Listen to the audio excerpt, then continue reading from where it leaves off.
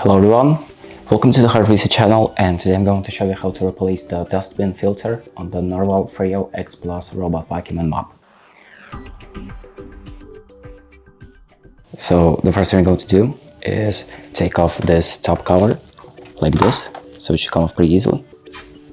And then we're going to take out our dustbin, this thing right here, and we're going to do that by squeezing this little part on the top and just pulling it out like that.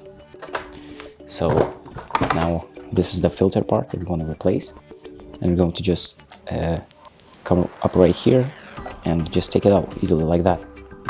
Now we're going to take our other filter, and no matter in which direction, just put it in like this.